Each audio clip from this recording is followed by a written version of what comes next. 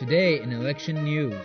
Mahmoud Ahmadinejad, in a meeting with Iran's scientific elite at Tehran's Milad International Exhibition Hall, said today that the pressure sustained by his government over the nuclear issue had been 10 times more than the pressures that Iran's government of the time had to bear during the move to nationalize Iran's oil under Prime Minister Mohammad Mossadeq in 1952.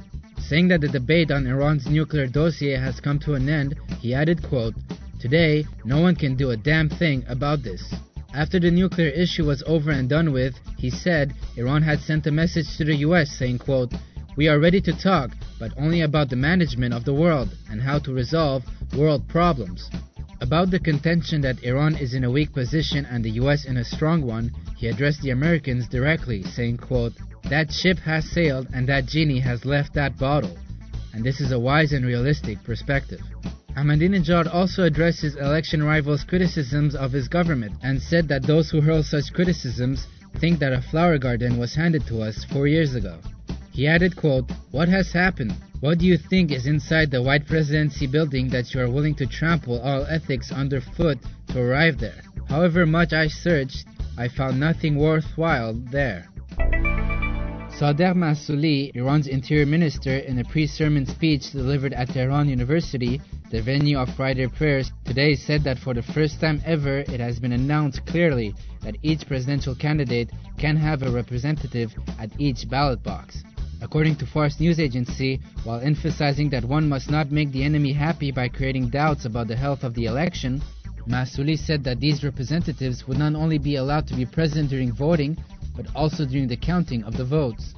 Meanwhile, Abbas Ali Khadkhodai, the Guardian Council spokesperson, also told Fars news agency in an interview today, quote, "If the campaign publicity of the candidates and their supporters should include lies or exaggerations in ways that would disrupt the election process, the Guardian Council, bearing in mind publicities that are illegal, will have a say about the final approval of the results of the ballot boxes and the election as a whole."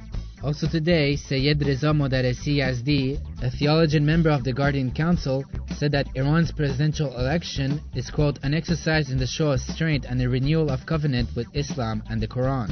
He went on to compare voting to carrying out a jihad in the name of Islam and added, quote, "In the system of the Islamic Republic, the people have the power to choose by voting the number 2 person in the government, namely the head of the executive branch of the government."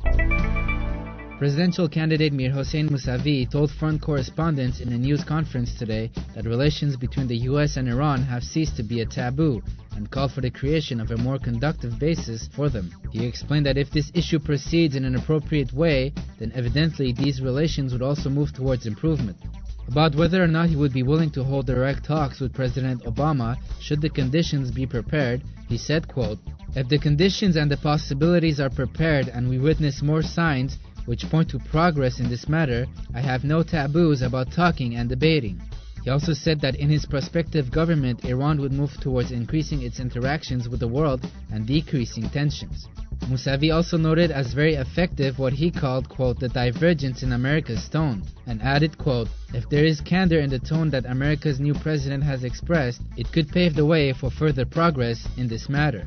Mousavi also reminded that Iran has many problems with the US, and it would be, quote, "unrealistic to think that these problems would be resolved at once." He went on to say that a realistic attitude could act to gradually solve the problems between the two countries.